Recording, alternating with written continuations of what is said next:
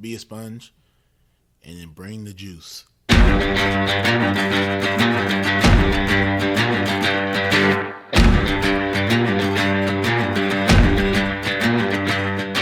By focusing on your improvement, by focusing on your progress, and eliminating any fixed mindset that you may have and acts of perfectionism, then you encourage your own mastery. On some level, we do what we want to do 24 hours a day. Now, sometimes it may not seem like that, but if I'm choosing to work instead of sleep, what I'm actually saying is keeping my job is more important than sleeping.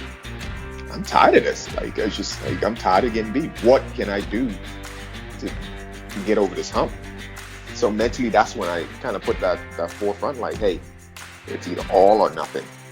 I like to put failure in quotations because I don't believe that failure is true failure if you're looking at it with the right mindset. The truth is, the journey to greatness is hard. It takes time, it takes effort, it takes focus, and every day you have to decide what you value, what you want to pursue, and what you want to achieve. And if you dig deep enough, if you push hard enough, we all have what it takes to be great. Welcome to the Edge of Greatness.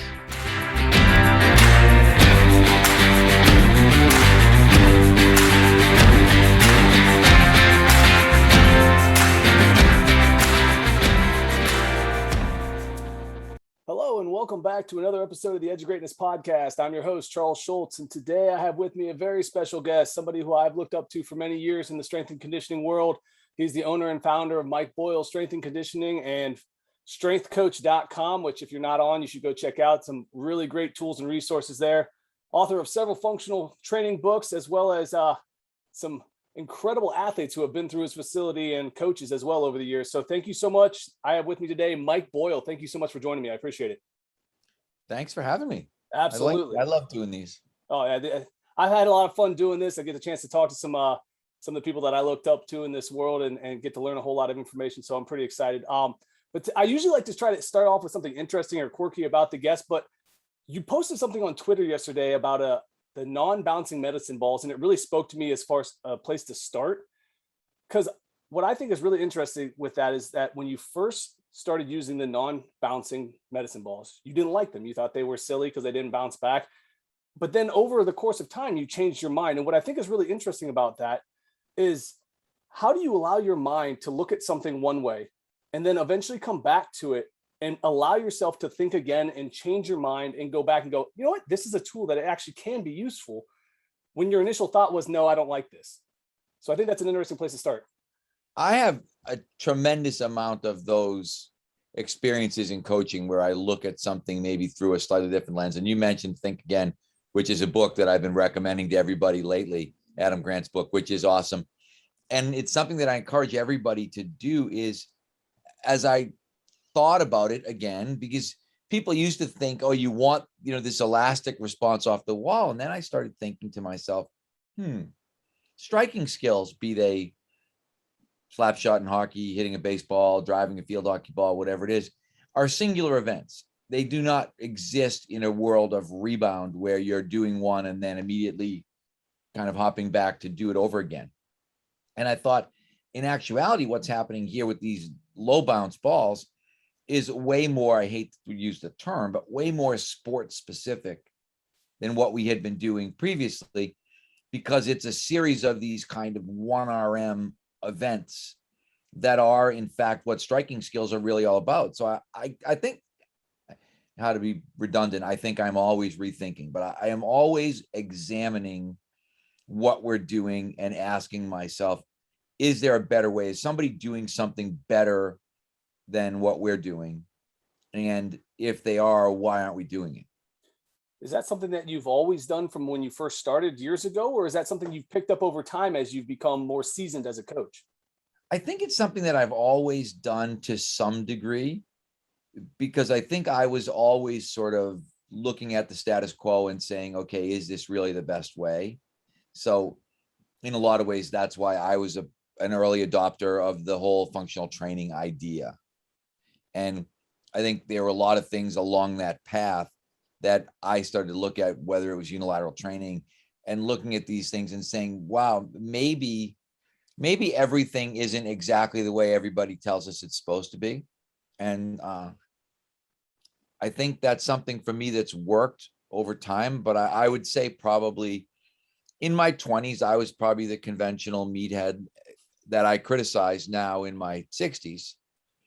And I think that's why I criticize so aggressively, because I want people to realize, hey, this was me. I get it. I was just like you. I thought I knew everything. I was Dunning-Kruger incarnate in terms of I had all the answers. I thought I was the smartest guy in the room. And then gradually over time, you start to realize, wow, I think I have way more questions than I do answers. And I think that's when you really begin to develop as a coach. The initial stage, you're so dumb and so young and so green, and you don't know what you don't know.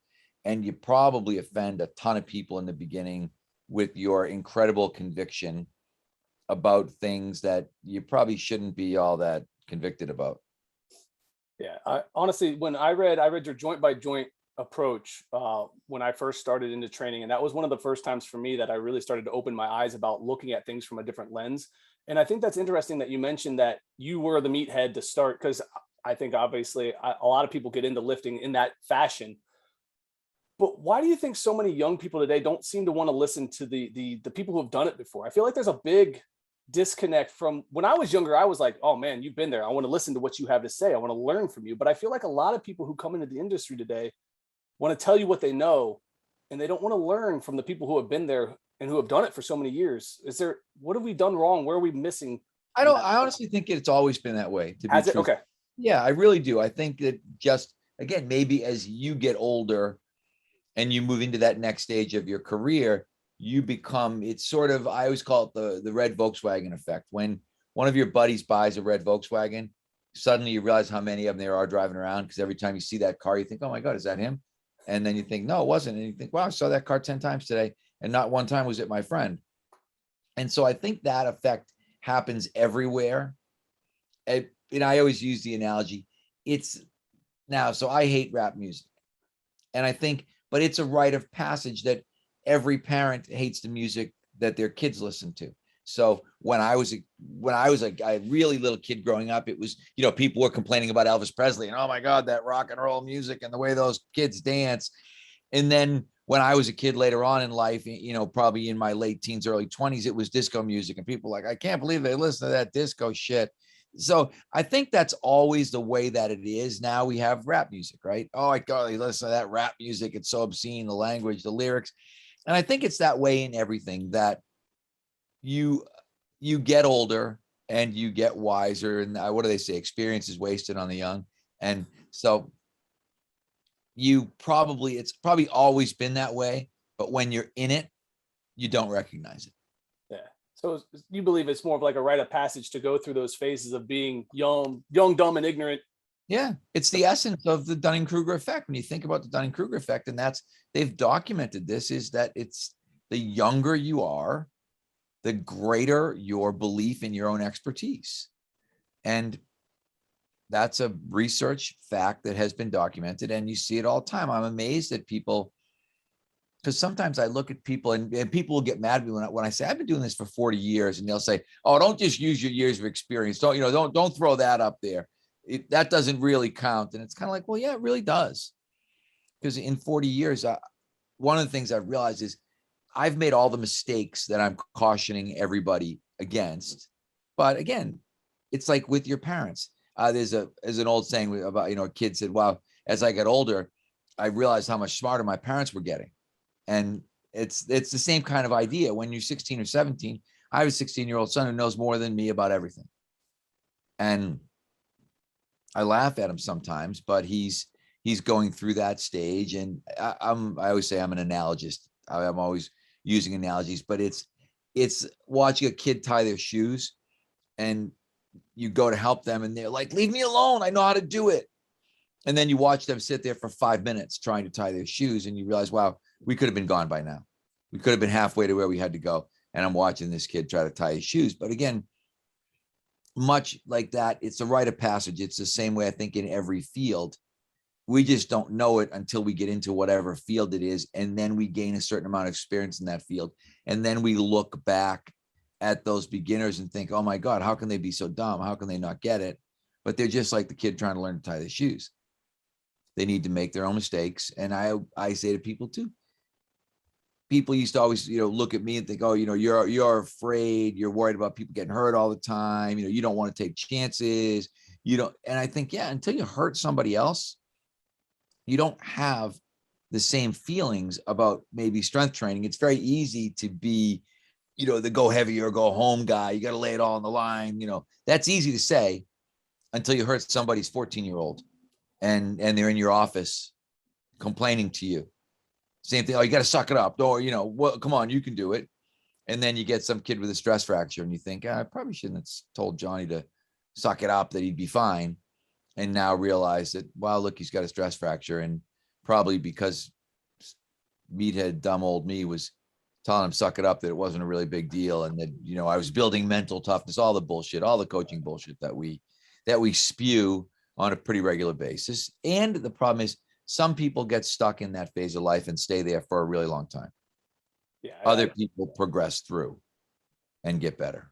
Yeah, I agree. I think that's the key is how long do you stay in that phase? Can you find your way out of it quickly? Because I agree. I think we all have to go through that. There was definitely moments where I look back on some of the training that I did for people when I was younger and I go, man, that's not very good. And I'm sure in 10 years, when I look back again, I'm gonna be like, well, that wasn't very good either. And hopefully that becomes less over time. But I think that's an important piece is, can you evaluate what you're doing and make the adjustments? Or do you look back and go, yep, still doing the same stuff? Something you said there that was interesting to me is you're an analogy guy. You're an analogist. I think that's a fantastic way to coach. Where did that begin for you? How did that start? That's a good question. I don't really know what made me. I don't know whether I was always that way or whether at some point I started to realize, because it's funny, people always talk about external cueing. I've been doing external cueing forever, thinking about, I used to stop when we're talking about jumping or Olympic lifting or whatever, I'd be like, pretend the top of your head is Velcro and you're trying to stick yourself to the ceiling. I'd always use kind of vivid descriptions that way. And I guess because I realized people learned when I was descriptive or when I provided an analogy and whatever it is. And I guess maybe over time, I probably started doing it, realized that those were the moments that clicked for people, and then probably started doing it more. Cause I don't ever remember reading anything or being instructed or someone saying to me, do it this way. But the one thing you also realize, and this is another old coach thing, is that you kind of become an amalgamation of your mentors. And sometimes when you get around, I'll give you a perfect example. My initial mentor was a guy named Mike Boyle, who was the longest tenured guy in the NFL, just retired last year from the Dallas Cowboys. But I went and saw Mike speak one time. We both went to Springfield College. I went to a seminar at Springfield where he was a speaker when he was with Dallas the first time around. So it would have been might have been in the late 90s, early 2000s. And I was amazed how many things that he said that I was saying. And I think a lot of times I would have said, well, that's the way, that's what I think. That's the way I coach. And then realizing, well, I picked up all this from Mike, but I was picking it up in a way that I never knew I was picking it up. And it became so much a part of me and how I coached and what I said. And yet it really was a product of time spent with him. And it's the same kind of thing where, if I'm watching that presentation, I'm like, wow, Mike stole all my ideas. And then I realized, I think I stole a lot of Mike's ideas and didn't realize. And I used to liken it to your college roommate. You look and all of a sudden he's got your sweatshirt on. And you're like, where'd you get that sweatshirt? And he's like, oh, I borrowed it, last year, but I really liked it. And so I just kind of kept it. And that stuff, that happens in life all the time. So I think, again, we're all very much like that. And that's why I always laugh whenever people say, I know. I feel like you should always really say, I have learned or I have been taught, as opposed to I know, because the reality is we didn't know anything. When you are born, you can't feed yourself. You can't wipe your own ass. You learn a lot of stuff. You learn how to do a lot of things. You don't know very, very much. And so everything that we're doing is learned and gained and borrowed or stolen, or however we want to look at it. I really like that. I think that's a very important piece to keep in mind for coaches and for leaders and for people to think of it as I learned, because if you think of it as I know, you're not searching for more to learn. I think if you think of it as I learned, it opens the door for more learning because you're always wanting to learn more. Right. That's what Grant's book was. Think Again. He talked about the process of relearning. Mhm. And I remember I've talked to people about pro sports, and people said, what was it like when you worked for the Red Sox? I said, well, one of the first things I told myself when I went to work for the Red Sox was every guy here was a professional athlete without me. So I need to be in a very different mode, because I did have athletes that have grown up with me and become professional athletes. And that's different. And I did have kids who started training with me as college players and became professional players.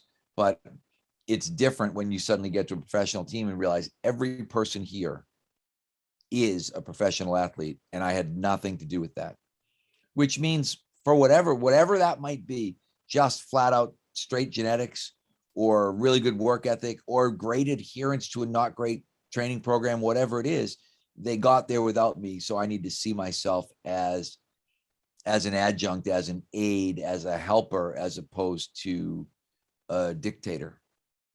I like that viewpoint too, because a lot of people in our industry like to put their name on professionals or people that they help make it to the top. And I've always, I've got a number of kids who have gone on to play in college, and I always say all I did was make sure they didn't get hurt and they got to use their God-given abilities to excel at the sport that they played. And they were going to make it whether I was there or not, because they were just that gifted. I mean, I've got a guy now who he was born 6'5", 300 pounds. He's going to find a place to play, my job. Yeah, I know it is. Yeah. In our industry, it's amazing how many people like to, I struggle with branding based on who you work with. And we do some of it now. We have jerseys up in our facility. If you came in, you'd see people's jerseys up. I think there's a certain amount of that that's necessary, particularly if you're in a private business from an advertising standpoint. But I also think there are people who really overdo it, particularly when it comes to established professionals. I think it's very different for you to point to someone who started training with you as a high school kid and makes it to the pros. Okay, maybe you did have, I don't have any problem with that. Maybe you did have a lot to do with that. But when you get to the pros and someone wins whatever, the MVP, the Cy Young, whatever it is, and then you're touting that, it's like, that probably didn't have that much to do with you. So I think you need to be careful with those kinds of comparisons. Yeah, no, I definitely agree with that. I think there's value we bring. Obviously, that's why we do what we do. But to say that we're the reason for something is a little bit of a stretch, in my opinion. But what I want to do is I want to circle back to your time with Boston, with the Red Sox, for example, because I think that's an interesting story. Because you showed up, they were in the midst of becoming a powerhouse, right? They weren't quite there yet, but then once you got there, they had some really good success. If I'm not mistaken, that was right around. Well, actually, no, my first year, we were the worst team in baseball. We finished dead last. And my second year, we won the World Series. That's what I thought. I knew it was around that time. And again, I would love to say that had everything to do with what a great job we did with the strength and conditioning program, but that would be extremely untrue. And when you really look at it, so one, I think we did do some good things from a strength and conditioning standpoint. The year that I got there, we had 11 players on the disabled list to start the season. The second year, we had 0. But the second year, Ben Charrington, who was our GM, had gone out and signed, David Ross and Johnny Gomes and Shane Victorino. We had gotten a massive Ryan Dempster. We got a really big character infusion that I think had a tremendous amount to do with making that team better. And so I think good strength and conditioning obviously didn't hurt us, and probably I'd like to think it contributed in some way to us being successful. But I think the bigger part of being successful from an overall coaching standpoint was that there was a really big focus put on the quality of the people that they were putting in that room. And one thing I can tell you from 40 years of coaching is that's what really matters, is that the quality of people that are in the room. Talent, you'll get to a certain point where everybody has talent, particularly if you're if you're with the Red Sox or you're with the Yankees, or you're, like I was at Boston University in ice hockey. Everybody's going to have talent, but there's a lot of other things that have to go into really being a really good team besides talent.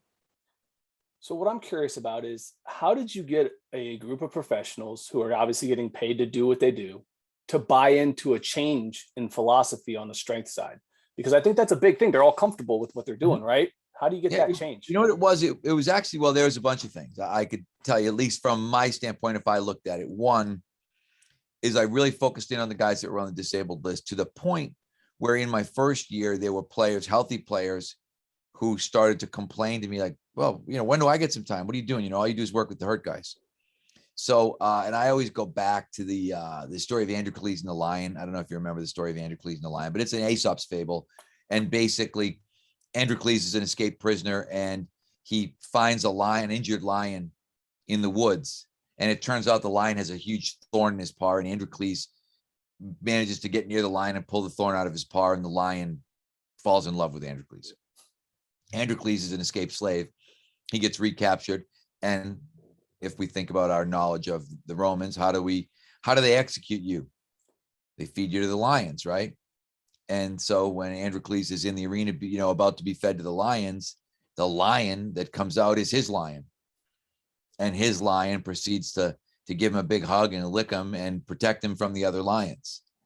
And you realize that I always use that analogy when I talk to anybody in the professional sports world is you want to know who the lions are.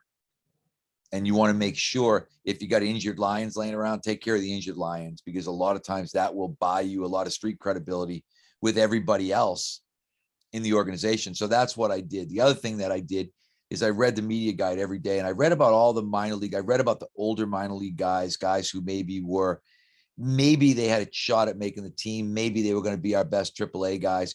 And I made sure I knew a lot about them and I could have a conversation with them, particularly if they were in major league camp, even though I knew they weren't going to be there. Because one of the things that I had heard consistently from friends that worked in pro sports or friends that played pro sports was that there were different kinds of strength coaches and different kinds of trainers. And the kind of strength coach and trainer they didn't like was the guy who sucked up to the superstars.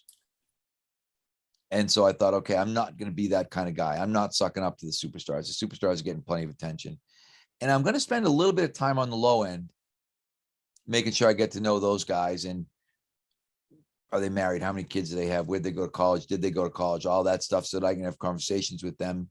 I think so that I develop a reputation in the clubhouse as a better human being. Instead, I could have got there and been like, hey, I'm just hitching my wagon, because I knew Ellsbury and Pedroia before I got there. And so I could have just been, hey, I'm just going to take care of those guys. And that's all I'm going to do, because they're a big deal. And then I'll try to get to be buddies with David Ortiz. And I didn't. That's exactly what I didn't do. What I did instead was I kind of went a little bit in the other direction.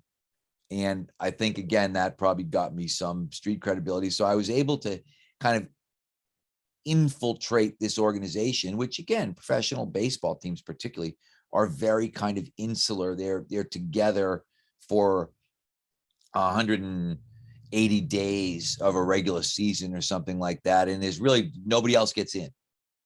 It's a very isolated group that you're with. Unlike probably any other professional sport, nobody else plays as many games in as few days as baseball. No one gets close. They double hockey and basketball in terms of number of games played. So you got to become one of the guys and be accepted and realize that all those things probably matter much more than what you know. But I studied people who failed. I saw some of these guys who came in or I'm going to revolutionize the training for this team and I'm going to change everything. And it was like, nah, again, I went back to that idea. These guys were all pros. They were all making money before I got here. I'm going to ease my way in. I'm going to start with those injured lions is where I'm going to start. And hopefully that will help me to build some credibility with the rest of the room. And it did do that. It worked. That's awesome. I like that idea of bringing it in a family type of environment, bringing in this whole setting, the whole team, working from the bottom up instead of just trying to hitch your wagon to the top tier guys. Because I agree. I think a lot of people come in, they just want to make wholesale changes and say, oh, here's my program. It's revolutionary. We're going to fix everything and make it right. And then you lose a lot of guys with that and you don't build that rapport. Do you find that the professional athletes or the high-end college guys or the young high school guys, is there a difference in the way they work as far as how hard they work or their focus to detail? What's the main difference that you've noticed between some of the younger athletes and then the older guys who are now making a profession out of it? I think the older guys who are making a profession out of it, especially in baseball, because again, baseball is different because Guys make money later. Mhm. It's rare. Now you see more guys like Trout and Bogarts and some of these guys who came up early and were in the majors in their low 20s. There are not very many of those guys that are in the major leagues in the low 20s.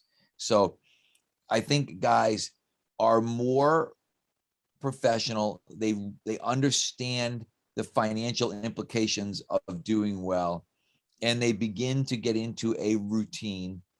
And depending on the quality of where they've been and who they've been around, that routine can be good or bad, but a lot of them get into a routine. And one of the things, I'm trying to think who it was, but I read somebody's article and they said one of the things that they noticed about their good pros was that they had a routine. Now, whether it was good or not didn't matter as much as they had a routine. They were guys who said, I do this every day. I do this every day. They knew what their routine was. They weren't kind of all over the place with what they were doing or what they were trying to do. And that's what I found in baseball. There weren't too many older guys who hadn't established a routine. There were some guys just flat out genetic freaks. They're just living on the fact that, and that's sports. There are just some guys that can do stuff better than other guys. And I'd love to adhere to the idea that it's all about hard work and the grind and all that stuff, but it's really not. Particularly in baseball, you can either throw a baseball or you can hit a baseball, or you can't. And you can work really, really hard at throwing a baseball and hitting a baseball, but if you're lacking the basic motor abilities to do those things well, you're probably not going to get good, and at least not be at the elite level, not be at the major league level if you don't have a certain, a very high requisite level of genetic ability. And you realize the words I heard a lot in baseball were, well, that's baseball. And I used to always think, does baseball have to be this way? But at certain times I'd look and think, well, that's baseball. This guy, when you see somebody's ability to manipulate a baseball, guys who can make the ball jump all over the place, you'd look at that and think, okay, he can't explain how he does it. I can't explain how he does it, but he can do it. And I used to always laugh. The guys would show you sometimes with their fingers what they were doing, but they couldn't describe it. If you said, okay, how do you throw that pitch? A guy would be like, oh, grab it like this, do this, do this, do this. And the other guys would be like, okay, it was almost as if there was like, especially with pitchers, there were guys that spoke a secret language, and the secret language was more about your hands and your fingers and what your fingers were doing. And I came to respect the pitchers tremendously during my time there, because they're kind of the alphas, particularly the starting pitchers are the guys that are the like elite in terms of their ability to throw a baseball. I remember I loved Josh Beckett, who was not always the most popular guy, but I had a fun time with Josh when I was there, and he was really nice to me. But one day, somebody was talking about the idea, you got to pound the zone. And I was like, it's just, you got to throw strikes. And he looks at me, he goes, Mike, you don't know shit about baseball. He's like, what you got to do is you got to throw balls that look like strikes. And I wrote that quote down, and I've used it a bunch of times because it's brilliant. That's exactly what you're trying to do, is you're trying to throw things out of the strike zone that guys have to reach for, but that start off looking like they're going to be strikes. It's that, that ability of the ball to change position or trajectory, I guess, at the last minute. It's sort of like the later that happens, the better the pitch is. We had Koji Urahara the year that we won it, and he was our closer, and he was literally like he was playing some kind of crazy magic game, because he'd just go out like 9 pitches, strike guys out, boom, boom, boom, boom, boom. Okay, inning over. And you think, how's he doing this? Like, it's unhittable. Guys are swinging like Happy Gilmore out there. They're just totally missing balls. But, for him, he was kind of a 1 or 2 year magic in a bottle guy. But it happens. It's baseball is a weird game. Yeah, no, as a former baseball player, that conversation to me is very interesting, because I agree. I think that that's baseball is an easy way to get around explaining things, because I agree. A lot of things I did when I played, I couldn't tell you how I do. And coaching baseball is difficult because of that, because there's certain mechanical things we want to help them get better at. But when it comes to the fine details of doing the sport, it's not the same as like in the weight room. If you can get good at certain movements, it'll translate to jumping higher but jumping higher in baseball doesn't really necessarily mean you're going to be a better baseball player. So the athleticism piece kind of goes, it's there, it's helpful. Yeah. but it doesn't necessarily mean you're going to make the ball spin or. No, there's a very high end fine motor ability that comes into play in pitching. And then there's a hand-eye thing in hitting that also, again, because think about, I always say baseball is incredibly unique. A guy who can hit 2 out of 10 is a minor leaguer who doesn't make any money. A guy who can hit 3 out of 10 is in the All-Star game. That's pretty odd when you look at a game and think, really? So the number of times you can get a hit out of 10 times changes by a factor of 1. But that changing by a factor of 1 determines whether or not you'll make millions of dollars or whether you won't. And it's like, yep, that's exactly, that is another weird aspect of baseball that most people would struggle to explain. It's like, yeah, why does that matter? And then think of even, the difference between a 250 hitter and a 300 hitter. A guy who gets 25 hits out of 100 is pretty average. A guy who gets 30 hits out of 100 is, again, an all-star level guy. It seems like a really small change. Yeah. Yet it's the difference between succeeding and failing. You mentioned something a little bit earlier I wanted to go back to. You talked about the older guys and the fact that they have routines and that's what's helped them kind of succeed long-term in their career. And they've built some stamina and they've built some ability to be resilient to the changes because the routine gives them that. Do you live your life with a routine? Is that something that you have applied to yourself? I think as I'm older, yes. But I don't know. I think my life, again, it's sort of like we talked about, it's phasic. Mm-hmm. When I was young, I was making most of my money as a bartender and I was coaching. So my routine was to be up very, very late at night and to sleep late into the day. Now I'm the total opposite in terms of I have trouble staying awake past 9 o'clock at night and I'm up at 5 o'clock every morning. So I would say the last 20 years of my life, I've had a pretty consistent routine, but the first 10 years of my coaching career, I had a very different routine. Almost that would be the polar opposite. I remember as a young coach thinking, how does anyone get up in the morning? I don't know how this works, because I was opening the weight room from usually 12 to 7. Those were the hours that I'd set because that was when most of the athletes could get in. And then I would bartend 3 or 4 nights a week until I started to get a full-time salary. And so a lot of times I'd sleep till 10 or 11 every day. So I think probably I have always had a routine, but that routine has changed as I've aged. But I think I've always written. I think I wrote my first article for Powerlifting USA, which was at that time more of a newsletter. It actually used to be mimeographed and stapled. You're probably too young to even think, what does mimeograph? But imagine somebody sort of printing their magazine off on a copier and then stapling it together and sending it out. But I wrote an article probably in the very early 80s for that magazine. So I always liked to write. I don't think I ever thought I would be a writer per se, but I wrote. And I guess compared to most people, I was probably more curious and more organized than most people were. And maybe in some ways a little more determined. I think I feared failure enough to be relatively certain that I was going to figure out how to succeed. Yeah. That's an interesting thought there, because I'm a big failure guy. I like the idea of taking our failures and learning from them and growing from them.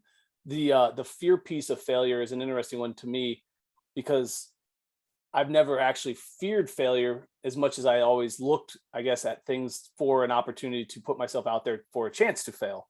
So curious for me is, do you still fear failure, or is that something that you've moved past and now it's more you just are willing to put yourself out there and know that you'll adapt accordingly?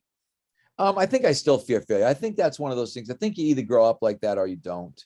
I always say to people, I'm sorry, and somebody had texted me about something that was broken. I'm trying to text them back. No worries. But I think I've always been afraid of failing, and I don't think that's changed. I have that recurring dream all the time about people realizing that I'm totally full of shit, that I'm a phony, that I've been making this all up the whole time. And I have a recurring dream about school where I suddenly realized that, well, I haven't been going to class at all. and now I have finals and I have to try to go in there and figure out a way to graduate. These are all, I mean, I'm 62 years old almost, I'll be 62 in 2 weeks, and I'm still having kind of these recurring failure dreams. So I think, and I don't know why, maybe some of it's the upbringing that you get, but I've always been one of those people who was very motivated by the idea that I might not succeed. Okay. Do you find that you wake up more motivated after one of those dreams then? Is that something that kind of jars you in a direction and says, okay, well, I better be doing something because I don't want this to happen? Or is it more just at this point you just go, well, that was weird, that happened again? I think at this point it's different, but I think for a long time, I did a talk a couple of years ago, and I said, I always felt like the guy, you see the analogy of the guy spinning multiple plates. Yeah. And, and then all of a sudden you look and think, oh my God, like my home life plate is wobbling. I got to go over there and give it a couple of spins. And then I get the home life plate spinning. And then I look and think, oh shit, the Mike Boyle strength and conditioning plate over there is wobbling. And I felt like for a long time, that was who I was. And that I was constantly trying to spin these multiple plates because I always had too much stuff going on. Till I was 53, I never had one job. I worked for the Bruins. At the same time, I kept working at BU when I opened Mike Boyle Strength and Conditioning. I working at Mike Boyle Strength and Conditioning when I went to work for the Red Sox. And that was why I eventually left the Red Sox. I was like, okay, I don't need to do this. I can't do this. I'm too old to be working 100 hours a week during homestands and running back and forth in and out of Boston, and then trying to get up in the morning and go train my hockey guys in the morning before I go to Fenway. And I was like, this is crazy. I'm going to die. So I just realized, and now I've gotten pretty comfortable the last, say, 4 or 5 years of not like now I can come home in the afternoon and record a podcast. Yeah. And I won't say I don't feel guilty, because even today I went into work for a couple hours and then I left, and I always feel guilty when I'm leaving because I always feel like everyone's looking at me and think, well, where's he going? Does he just leave and go whatever, sit in a chair in his backyard? Does he go home and go to sleep? Like, what does he do when he leaves? And I'm still worried about that, which I think is crazy, that at my age, I will be worried about what some 20-year-old thinks about what I'm doing with my day, but I still have that. And I think that's probably what lots of successful people have. I was going to say, I think that's a big part of your leadership too, is that you want to show them by example. Obviously, that's why your internship program is so good. You put them through the workouts. They have to learn how to do it. They have to show how to do each movement, teach it, coach it, perform it. All the different things that you do is about leading from the front, And so when you leave, you're probably looking at it going, oh shoot, they're going to think that we're just going to go take a nap here in the afternoon and I'll be back later. And a lot of times I actually do go take a nap, but you're right. I think very often that's exactly what I'm worried about. And I say that to people. I look at Kevin Carr, like there's other guys around here, watch them and what they do. Do not watch what I do. I am not at the stage of life where you want to be looking at me and thinking, you're going to learn how to be successful from watching me. You will not learn how to be successful from watching me. It's like, watching some guy, on the back nine of a golf course play the last 3 holes. That's me. You know what I mean? And realizing that, okay, I'm totally out of the tournament. It doesn't make any difference. I'm just going to take my time here and enjoy it. That's the stage of life that I'm at. And I wouldn't say I'm not a great role. I'm not any kind of role model at this stage of the game, because I'm in a different place in my life, but that's difficult. I think when you're trying to run a business, that becomes problematic. Yeah. When you look at where you're at now with your business, how often are you actually coaching? Are you getting involved in doing the training? I coach every day, pretty much. Okay. This time of year, so a little bit in the fall, I might only be, I still coach pretty much every day, but not for as many hours as I normally would, just because our pro hockey guys just left. Normally we'll get some pro baseball guys coming back. Minor league guys will probably start dribbling in anytime now. We might have a guy show up tomorrow, but in September, October is the slowest that it is all year. So I may only coach an hour or 2 a day, but I am coaching pretty much every day. When you look at what you've built currently, what was one of the key components to creating the success that you currently have? Because when you said you started, you were jumping in, you were going and bartending, you were doing all these things, And obviously now it's very sustainable. It's very repeatable. It's been grown into something that I believe that anyone's involved in strength and conditioning recognizes the name and the facility nationwide at this point. What helped build that to where it's at now, to where it can run when you can go and take a podcast interview in the afternoon? I think, well, one, the biggest thing was learning how to select staff, because that's really the key. Because the key to growth is surrounding yourself with really good people. You're only going to grow to a certain point as an individual. And I can remember, and I don't know how many years ago, but let's say 6, 7 years ago, I read a book. My friend Brandon Marcello had recommended a book to me called The One Thing. And The One Thing is actually, I thought it was a really aggravating book, because all the guy talks about, obviously, it's in the title, is finding your one thing. And so you read the book, and it's a short book. It's a quick read, but I'm reading it and I'm like, this book sucks. This book is stupid. One thing, I'm doing like 10 things like that. There isn't one thing. And this doesn't really apply to me. I don't know why Brandon had me read it. And then you get to the point at the end of the book, the exercise is you need to decide on the one thing that by doing it would make everything else easier. And so I'm sitting there saying, okay, what is the one thing that by doing it would make everything else easier? And I realized staffing, staff training, staff selection. So I started putting way more time into our staff meetings in terms of making sure that I was doing a better job of training our staff, because that was the one thing that I could do that by doing it would make everything better in our business. And it had nothing, it wasn't me and what I could do. It wasn't like, oh, get out on the floor and work harder, get out on the floor and try to take more groups, get out on the floor and be a better example. It was like, no, none of that. Get the people around you better. And then more importantly, you go back to like the good to great idea. Don't move the bus till you get the right people on the bus, right? And so it was a matter of, okay, let's get the right people on the bus, let's get the wrong people off the bus, then let's do a really good job of training and educating those people so that we can move this business along. And that's been the real key. The key for us, our staff is unbelievable. And anyone who comes and visits us comments on that. It is very rare that someone comes and visits and doesn't come away saying, wow, your staff is awesome. They're good coaches. They're really nice people. They're inviting, they're engaging. We select people consistently based on interpersonal skill. And we don't select people based on physique. We don't select people based on knowledge. We don't select people based on grades. And those sometimes all tend to be negatives in fact. So, the best looking guy generally isn't a really good coach. The smartest guy generally is not a really good coach. So what we want the most personable guy. I want someone who's really, really good with people, because we always talk about, particularly all of our coaches will do a little bit of personal training. And I said, the key to personal training is somebody has to want to spend an hour with you. They don't really care what you know as much as, can I stand being around this guy for an hour or this girl for an hour? And so it really comes down to, let's do a really good job selecting. So first we have to select really good interns. Then we have to select out of the internship group those people that we might want to hire.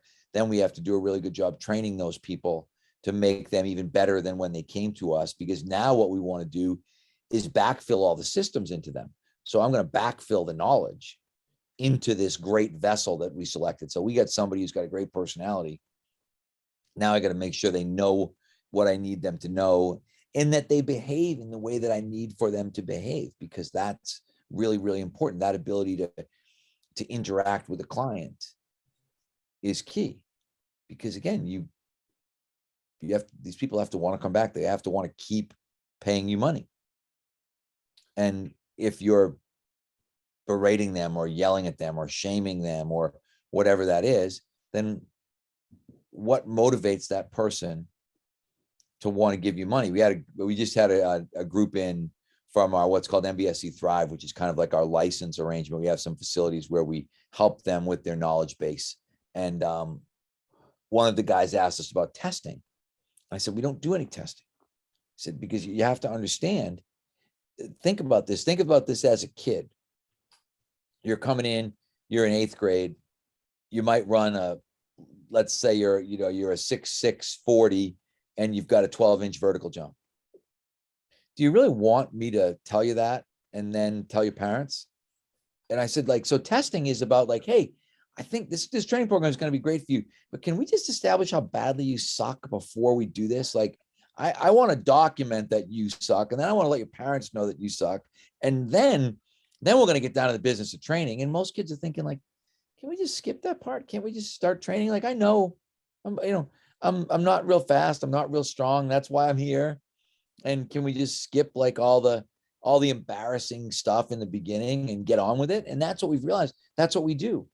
I'm not going to make you feel bad and then think, hey, isn't this great? Don't you want to come back tomorrow? Hey, today was the worst day of your life. We firmly established how unathletic you were. And, we want you to come back on Wednesday and it's going to be just great. And they're thinking, wow, that was, you humiliated me. And now you want to tell me how great and how much fun I'm going to have. So, and I think these are fundamentally many of the things that people get wrong in the industry. Because, you got to have data. No, you don't. I used to tell parents all the time, they say, well, how do I know if my kid's getting better? I'm like, go watch a game. Right? If you go watch a game and if you tell me you don't think he's better, then you don't ever have to send him back again. But our kids invariably will go play a game and someone will be like, where the hell, what's that kid doing? And the parents will say, oh, they go to Boyle's. They've been training, and look at them. They're faster, and look at them. They hit the ball further, whatever it is, because they've been training. And I don't need data, because one thing you realize when people train, the change is pretty glaring. Mm-hmm.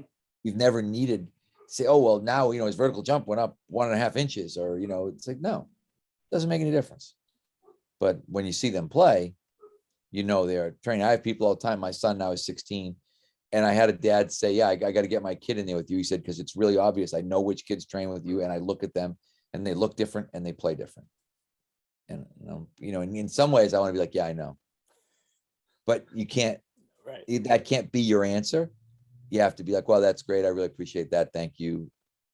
Thank you that, you'd put your faith in us and that you'd send your kid to us. But I want to look at them sometimes like, yeah, I know, of course. The kids that come here get better. That's the whole idea. That's what's supposed to happen. But not a great sales pitch if you do it that way.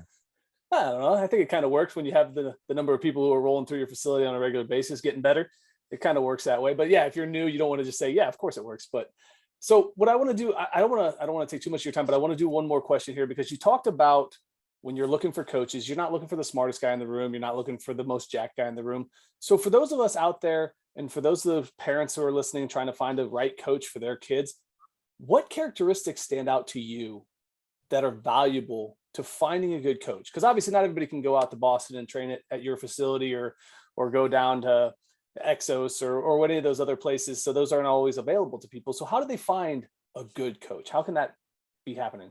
I think I would always say to everybody, go in and watch if you can. And again, we don't let people watch in our facility because we don't want parents lurking around watching. But if I was a consumer, I'd want to watch. I'd want to see, how do these people react? How do they look? How do they behave? Because I think you can just walk into a facility. I can look at people and tell you how they're dressed, whether or not I think they're not good coaches. If I go in there and somebody's in a tank top or in a shirt, I would say if it looks like they got their little brother's shirt on or whatever it is, or it's some girl working in a sports bra, or, I can look and think, okay, this isn't where I want to be. If I go in, I can tell by demeanor. I can tell by music. If I go in and there's gangster rap playing over the stereo, or there's Metallica blaring out, and I'm looking thinking, okay, this probably isn't good. Whoever's running this business doesn't have a good sense of people and of demographics. And so I think there's a lot of almost like the same way you'd select anything is to go and look and ask yourself, are these the type of people I would want my child around? Are these the type of people I would want coaching my child? Is this the type of atmosphere that I would want my child in? I have a great example. One of my friends, really good friend, she's a 3-time Olympian, trained with me for years. It now lives in Minnesota. And she sends her then, I think, 13 or 14-year-old daughter. She said, there's a facility near us. I want to bring her, I want to send her in, try it out. And she literally looks in and she said, I'm looking at her and she's doing half squats and she's got a safety squat bar with 45-pound plates on it.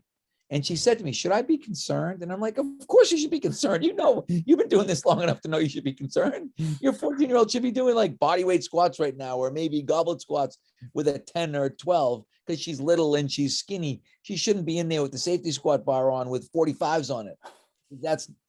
But so I think so much of it is very within the realm of observation. But again, what people, they buy the hype. They go in and they see, the jacked guy, and they think, oh, that, he must be really good at this. And what you usually realize, no, actually, he's a freaking narcissist. And what he's really good at is getting himself in great shape and spending time on his own workouts versus, well, I want someone who's going to spend time on my kids' workouts. And that's probably not some guy who's in perfect physical condition. And it's really, I think it's very, very easy to do. And you could probably observe a facility for a half hour and have a pretty good feel for whether or not you would want your child to be there. And that's one of the things I tell our coaches all the time, is that I want people to walk in here and think, I'm very comfortable leaving my child here. I'm comfortable because, even like I said, the music, if I walk in and, someone is swearing, if there's F-bombs flying out of the speakers because someone's letting somebody play this, whatever gangster rap kind of music, I think, okay, the person running this place does not have great judgment. And some people might say, oh, that, people are saying, oh, well, you're being judgmental, you're judging people, you're stereotyping. I'm like, yes, I'm doing all of those things. That's absolutely what I'm doing, because that's what anybody with half a brain does. And you can say that that's not okay, but I can tell you that it happens all the time, and that people are going to walk in and they're going to look and think, okay, how are my coaches dressed? How are my coaches speaking to the group? What is the music that's playing?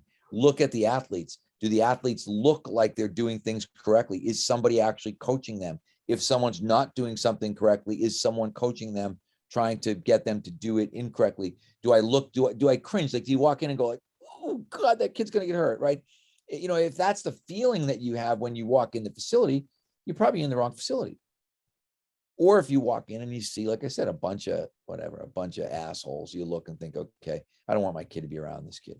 The behavior, like even with us, we're so specific. We're very specific, even dress code. The kids can't wear shirts with obscenities on. Like, you got your big great shirt on, that's a great shirt to wear in my facility. But if you had the Yankees sock t-shirt on, I'd make you change it. I'd make you turn it inside out. And we do that, whether it's alcohol related t-shirts or, even, whatever, something that might be glorifying drug use, whatever it is. Sorry, can't do that. We got rules, and we have lots of rules, probably more rules than a lot of people have, but it's because we want a certain cultural fit in our facility. We want I always say, I'm catering to the parent. I'm looking at the person who pays the bill.